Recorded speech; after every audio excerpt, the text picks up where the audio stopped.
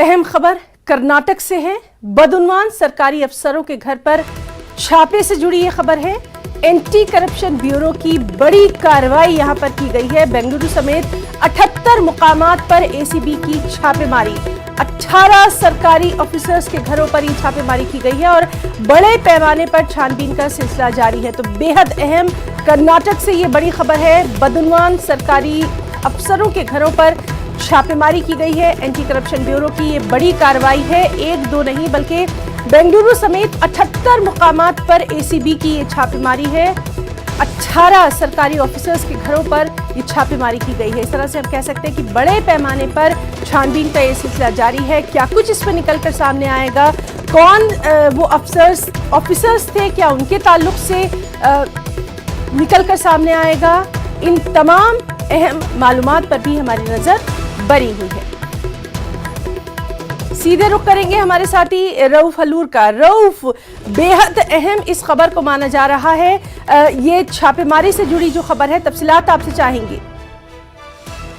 आज सुबह सवेरे एसीबी ने, एंटी करप्शन ब्यूरो ने जबरदस्त कार्रवाई करते हुए बदउनवान अफसरों का पर्दाफाश करने की कोशिश की है। हम देख सकते हैं कि बड़े पैमाने पर जो है सोने के जेवरात, पैसे और मिल्कियत के दस्तावेजात बरामद कर लिए गए हैं और अभी ये सिलसिला जारी है। बेंगलोर में 3 अफसरान के खिलाफ कार्रवाई हुई है। इसी तरह बीदर, कोलार और रियासत के चंद और शहरों में जो है कुल 18 अफसरों के खिलाफ आज एसीबी ने छापे मारे हैं, उनके घरों पर छापे मारे हैं और ये सिलसिला जारी है, छानबीन का सिलसिला जारी है और इस सिलसिले में मजीद तफसीलात का इंतजार है। रऊफ, आपसे जानना चाहेंगे, क्या अभी कुछ जानकारी निकलकर सामने आई है कि कहां कहां पर ये छापे, क्योंकि 78 मुकामात बड़ी बात है, बड़ी कार्रवाई।